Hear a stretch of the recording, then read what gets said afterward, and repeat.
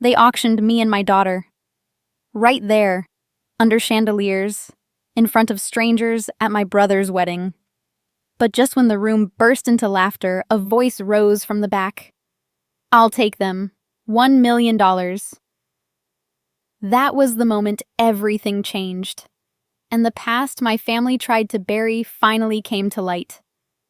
I never thought a single envelope in my mailbox would bring me back to that world, but it did. And this is how it all began. The first snow always made the world feel quieter, like even the city needed a pause.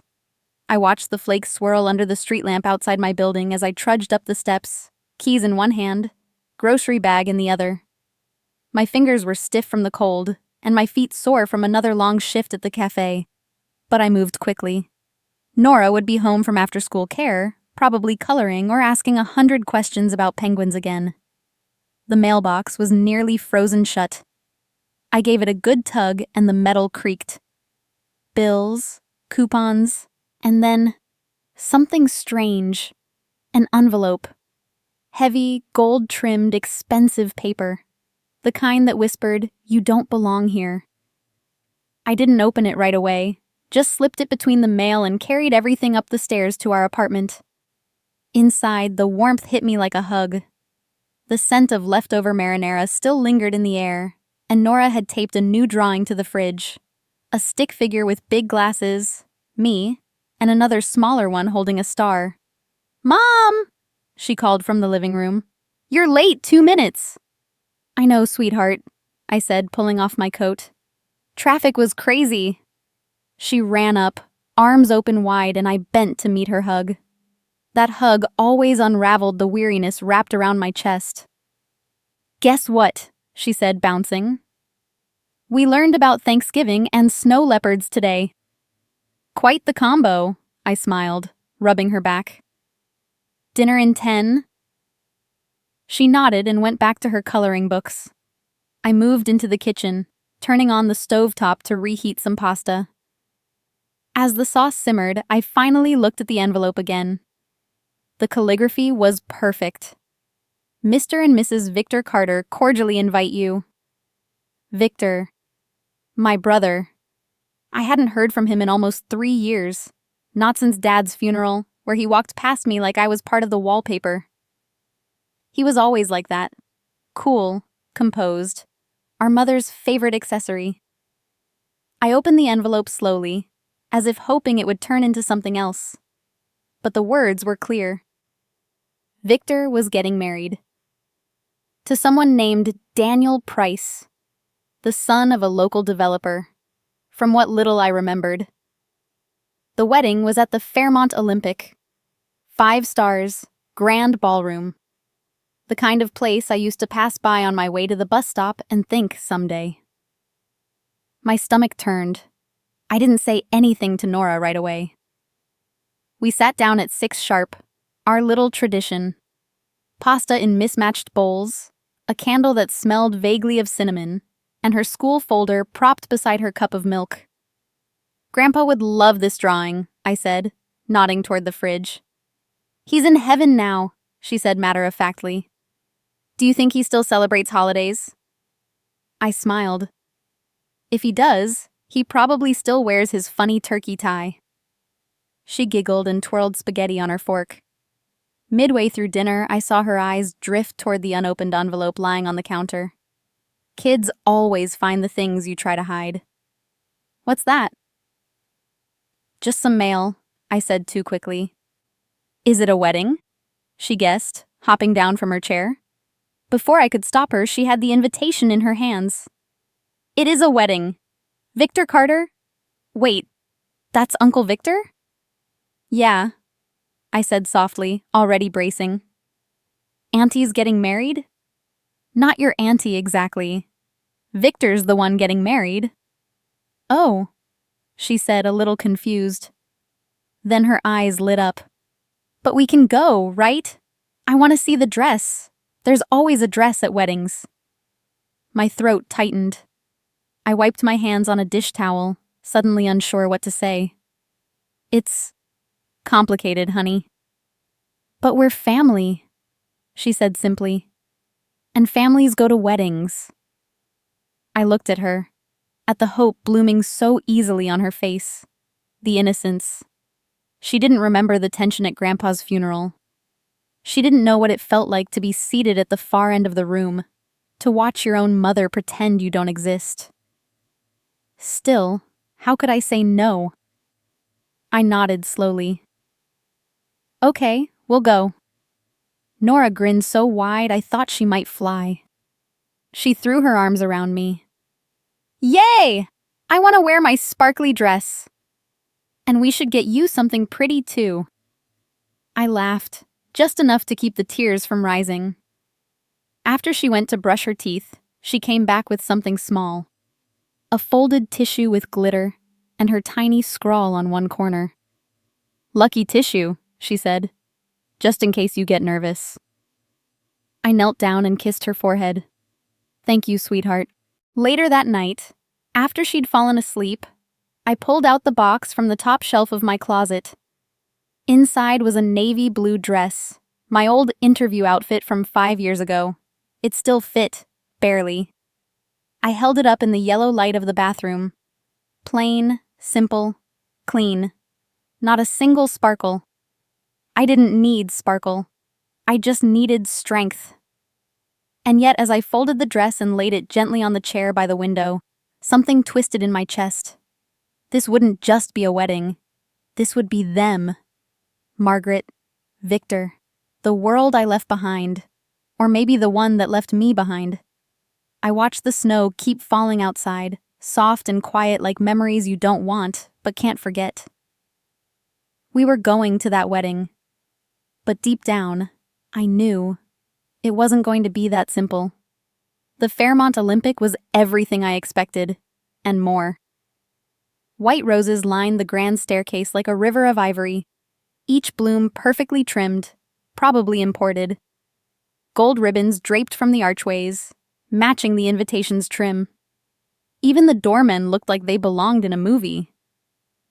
Nora squeezed my hand tightly as we stepped into the lobby. Her sparkly headband caught a glimmer from the chandelier overhead. She looked around with wide eyes and whispered, "Mom, everyone here sparkles." I gave her a small smile and adjusted the collar on her dress. She wore her favorite, white cotton with tiny embroidered flowers, and I'd brushed her curls twice before we left. I'd pulled out my navy interview dress, ironed it that morning. It still smelled faintly of old dryer sheets. We didn't sparkle, but we were clean, presentable. And we belonged here, didn't we? The concierge directed us upstairs to the ballroom. As the elevator doors opened, the sound of a live jazz quartet greeted us, smooth and elegant. I followed the usher's nod and walked behind Nora toward our assigned table, number 23. I noticed the sign on it just before I sat down. Family. Extended. We were in the far corner of the room, nearly pressed against the emergency exit. From there, I could see the head table, centered beneath an enormous floral arch, where Victor and his fiancée Daniel were seated. Daniel had a polished smile and an even more polished tuxedo. I'd never met him, but I'd seen him in the business section of the paper once. Some deal with waterfront property. I hadn't been invited to the rehearsal or any of the pre-wedding dinners. No photos of Nora were requested for the slideshow looping behind the champagne bar. Still, I had come. For her. Margaret approached our table just as we were settling in. Her hair was pulled back tight, and her perfume hit me before her voice did. "Julia," she said coolly, as if she were greeting a vague acquaintance from high school. "Mom," I replied. Her gaze dropped briefly to Nora. "Hello, dear," she said. Her voice softened by half a note. Nora smiled politely. "That's a lovely headband," Margaret added, though her eyes never met mine again. Then she turned and disappeared into the sea of sequins. Nora tugged on my sleeve. "Do they have food yet?" "Soon," I whispered. "Just be patient." She stared around the ballroom, her expression part curiosity, part awe. The chandeliers above sparkled like starlight, casting patterns on the glossy marble floor. Uniformed servers glided by with silver trays of champagne. Across the room, children in tiny tuxedos played near the dessert table. "Mom," she said again, leaning close. "Are we the only ones not wearing black or gold?" I glanced around. She wasn't wrong. I took a slow sip of water, pretending I hadn't noticed. My hand trembled slightly against the glass. When the officiant announced the entrance of the couple, the room rose to its feet. Victor and Daniel walked in together, Daniel beaming, Victor waving casually. The applause was thunderous. I clapped too, but lightly. Nora clapped harder, her eyes glued to the couple. They took their seats, and the MC introduced a few toasts. Laughter, applause, a few sniffles. It was all perfectly choreographed. Then Victor stood, microphone in hand. "Thank you all for being here," he said, with that polished charm I remembered too well. "It means the world to Daniel and me." He paused for effect, eyes scanning the room. Then his tone shifted. "Before we continue, I'd like to introduce someone. Actually, two someones." I stiffened. Nora looked at me, confused. "Please, everyone, turn your attention to table 23. My sister Julia and her daughter Nora." A spotlight bloomed overhead like a heat lamp. I blinked, momentarily stunned, as all eyes turned our way. Nora leaned into me, shrinking. Victor chuckled into the mic. "Now, Julia is what I'd call a resilient woman. Raising a child alone, working hard, always trying her best. Isn't that right, sis?" There was polite laughter. I heard someone whisper, "Oh, how quaint." I opened my mouth, but nothing came out. My fingers gripped the edge of the tablecloth. Victor kept going. "You see, in honor of giving and charity and all that holiday spirit, we thought we'd host a fun little auction." A low murmur rippled through the guests. "Yes, that's right. We're auctioning off a very special package. This lovely single mother and her adorable daughter." Laughter, real this time. More than a few guests clapped playfully. One man whistled. I felt my heart drop through the floor. Nora turned her face into my arm. I could feel her little body trembling. Then Margaret's voice cut through. Calm. Even. "Let's start the bidding at 0, she said from the head table. "That seems fair, doesn't it?" More laughter. This time it felt colder. I couldn't breathe. The chandeliers above blurred. I reached for my purse with shaky fingers. Nora's tissue was still there, folded neatly in the corner pocket.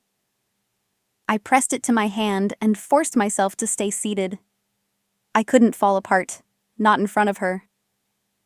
"Why are they laughing at us, Mom?" Nora whispered. Her voice was so small, it nearly broke me. I wanted to get up. I wanted to scream, but my feet were frozen. The room kept laughing, and the spotlight stayed right where it was. On us. "I'll take them," a voice called out from the back of the room. $1 million. The laughter died instantly. Heads turned, and for the first time all night, even the chandeliers seemed to hold their breath. I knew that voice. Rob Hayes. He stepped forward slowly, hands in his coat pockets like he'd just walked in from a quiet dinner rather than crashing a wedding reception. His hair was grayer than I remembered, and he moved with a calmness that silenced everything around him. "The auction," he said, "is over." I couldn't move. Nora was still clinging to my arm, her eyes wide and confused. The spotlight that had been blinding us flicked off with a mechanical click. Someone coughed. Distant silverware clinked as a server froze mid-pour. Victor narrowed his eyes. "I'm sorry. And you are?" Rob gave a tight, polite smile. "Robert Hayes, attorney at law, William Carter's personal counsel." A ripple moved through the guests. The name William Carter seemed to hang heavier than any of the chandeliers. Margaret's mouth tightened. William's legal affairs were handled by Carter and Smythe. That's true, Rob said calmly, until he decided he needed someone else. Someone outside the family. He approached the front of the room like it was a courtroom. I watched him signal to the AV technician near the side wall, a large projection screen lowered behind the head table. I apologize for the interruption, Rob continued, but Mr. Carter left very specific instructions for tonight. He expected, rather accurately I might add, that certain individuals might attempt to manipulate his legacy. That's why a second will was drafted, notarized, and legally filed in a private capacity. That will is now in effect. The screen flickered to life, revealing a scan of a document with the bold heading, Last Will and Testament. William F. Carter, dated April 15, 2019. Gasps rippled across the room. Victor turned pale. This is ridiculous. I'll walk everyone through it, Rob said evenly. Article 1. 85% of Mr. Carter's estate, including all controlling shares of Carter Properties, is to be granted to his daughter Julia Carter and her daughter, Nora Carter. There it was. My name, clear as day. Nora's, too. I stared at it as though seeing it printed made it more real. Rob continued. Article 2. The remaining 15% is to be provided to Margaret Carter in the form of a living stipend. She is entitled to no executive authority over company decisions. Margaret's chair creaked as she sat back, arms stiff at her sides. Article 3. William Carter suspected misappropriation of funds and unethical behavior by certain family members. He commissioned a private audit to be conducted quietly after his death. Rob clicked to the next slide. Charts, transactions, wire transfers, names, dates. You'll see here, he gestured, unauthorized fund transfers, personal expenditures billed to the company, and asset reallocation under false pretenses, all linked directly to Margaret and Victor Carter. Victor stood abruptly. This is a lie. Rob looked at him, no emotion in his voice. You were warned, privately, repeatedly. You chose not to stop.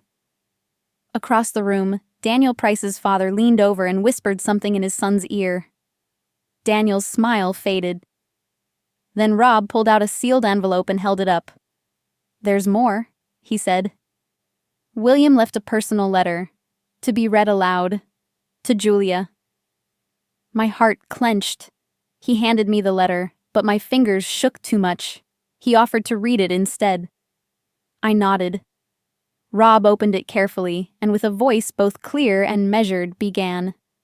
My dearest Julia, if you're hearing this, it means the truth has found its way out. I'm sorry I couldn't be the one to say these things face to face. I didn't know how, and I feared you'd be hurt again. I always knew you were the strongest of us. You walked away not because you were weak, but because you refused to become like them. I knew Margaret favored Victor. I tried to balance it, but the scales were already tipped. You never asked me for anything, and that's why I wanted to give you everything. You raised Nora with heart and dignity. I watched, from a distance, how you turned your modest life into a home full of love. You were never invisible to me. I'm proud of you, always. Love, Dad. Rob folded the letter in silence. I don't remember the moment I started crying, but I felt Nora's little hand reach up and wipe my cheek. Did Grandpa believe in us this whole time? She whispered. I couldn't speak. I just nodded and hugged her tightly. Margaret rose from her seat, but her voice faltered. This is not valid. This can't be. Rob turned toward the guests. A Superior Court judge is present tonight. Judge Harmon, would you care to confirm? From a quiet corner, an older man in a dark suit stood. The will is authentic and legally binding, he said simply. The silence that followed was thick, almost holy. Rob turned to the room one last time. Justice, finally, is in motion. I rose from my chair, taking Nora's hand in mine. My legs felt heavy, but I walked. Through the stairs, the whispers, the silence. We passed Victor, whose fists were clenched at his sides.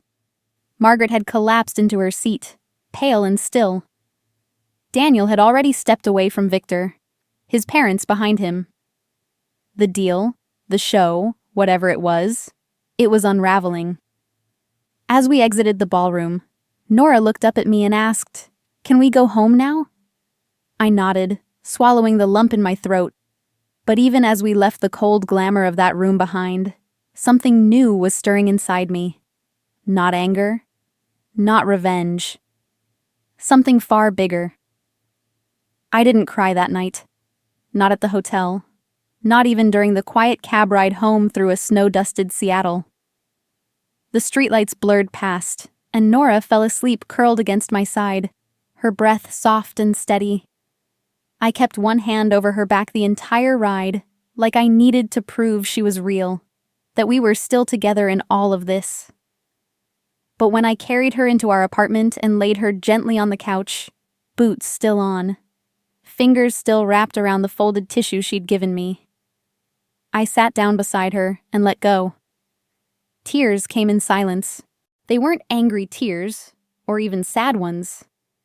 It was like something had finally cracked open inside me, a space I hadn't touched in years, a part of me I'd locked away since the day my father was lowered into the ground. Outside, the snow kept falling. Slow. Soft. And everything in our little apartment stayed still except for the ticking kitchen clock and the hum of the heater. The next morning, I made Nora her favorite breakfast, pancakes shaped like stars. She giggled when one came out lopsided. "You're still the best pancake maker," she assured me, mouth full of syrup. I smiled, tired but lighter. By 10 a.m., I was standing in Rob Hayes' law office, clutching a travel mug of lukewarm coffee. The kind of coffee you drink because you need to, not because you want to. Rob sat across from me, calm and collected, with a manila folder already opened on his desk. He slid it toward me with 2 fingers. "These are the official transfer papers. You're now the majority shareholder and CEO of Carter Real Estate." The words didn't feel real, even as I stared at them. What? "You're in charge," he said gently. "Of the company, the staff, the board, everything." I leaned back in the chair. "I don't even own a printer." Rob chuckled. "We'll get you one." I shook my head, overwhelmed. I haven't worn a blazer since college. I pour coffee for a living. What do I even say to these people? Rob reached into his desk drawer, pulled out a small black notebook, and handed it to me. "This was your father's. He made notes on what he wanted to change, what he hoped the company could be. He left it for you." I ran my hand over the worn leather cover. Inside were William Carter's neat, blocky handwriting. Notes about sustainable development, about affordable housing, about something called the Griffin Project, supportive housing for single parents. He'd planned all of this, for me. At noon, Rob drove us to the company headquarters. From the street, the building looked like any other downtown office. Steel and glass, clean lines, security badges. But as I stepped inside, every step felt like walking into a version of my father I'd never known. The receptionist looked up, startled. "Ms. Carter?" I nodded. "Yes, I think I'm supposed to be here." She buzzed us in and offered a quiet, "Welcome back." The elevator ride to the top floor was quiet.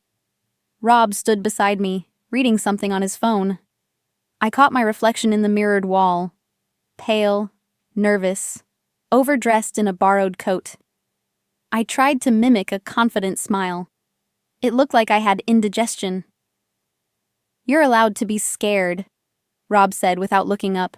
"But don't confuse fear with failure." When the doors opened, I stepped out onto a plush, carpeted floor. The executive suite. Photos of buildings hung along the walls.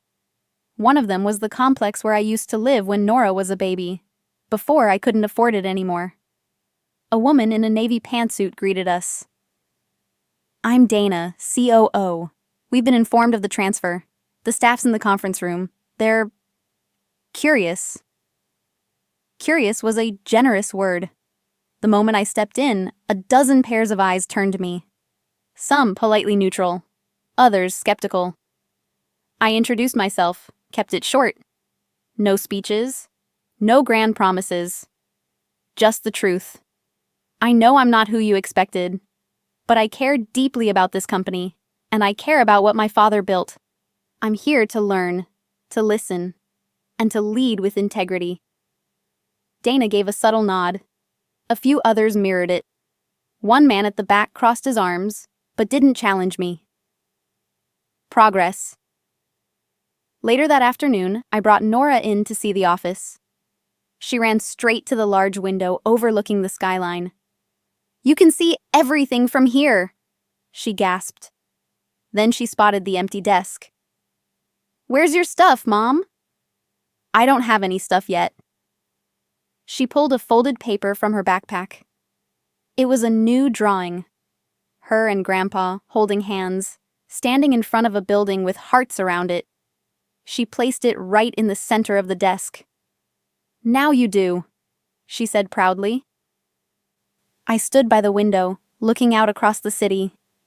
In the reflection, I saw the framed photo of my father someone had placed on the credenza.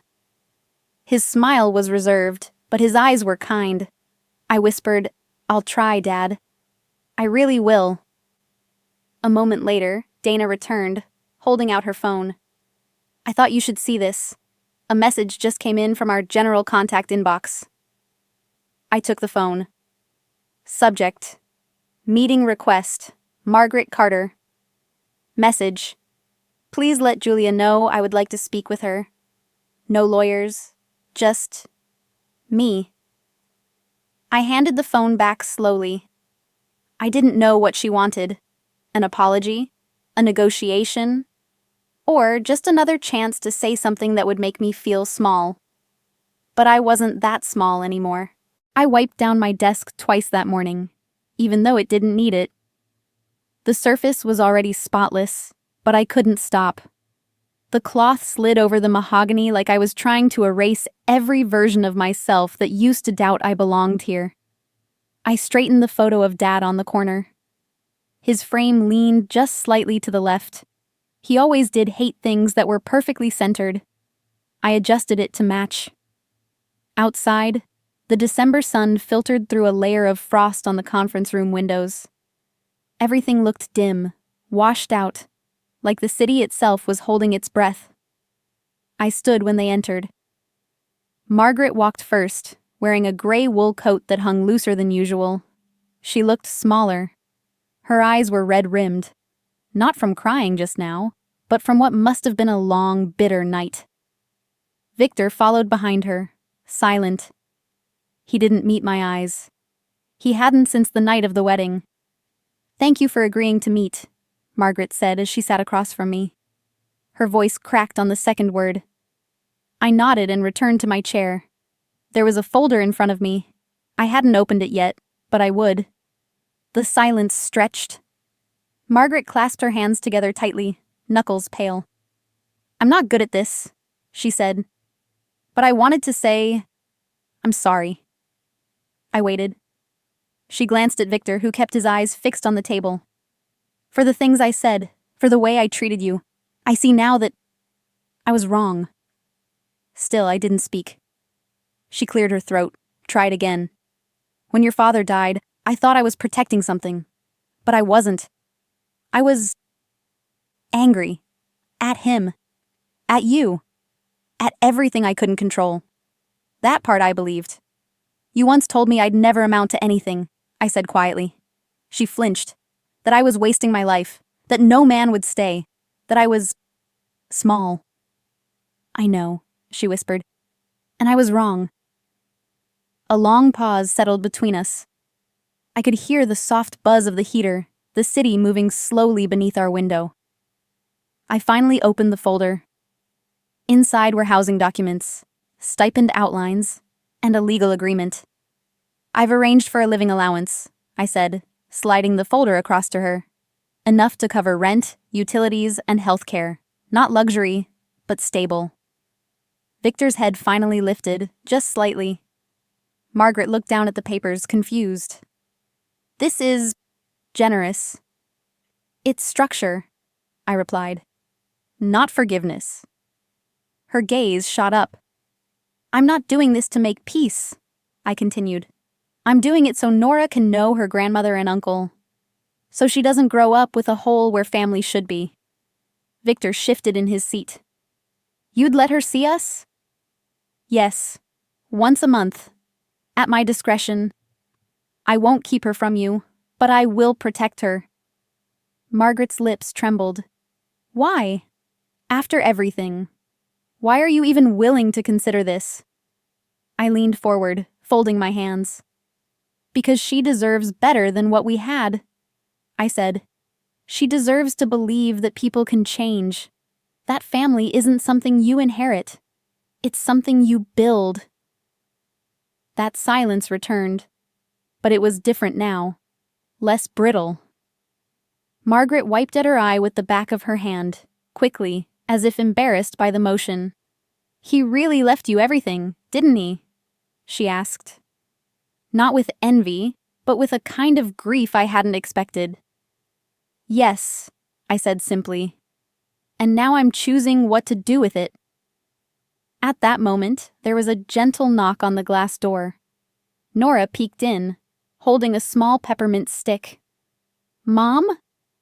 Can I say hi?" I motioned her in. She walked over to Margaret and Victor, who both straightened instinctively. Nora stopped a few feet from them and tilted her head. "You look like Grandpa," she said to Margaret. Margaret's eyes welled up again.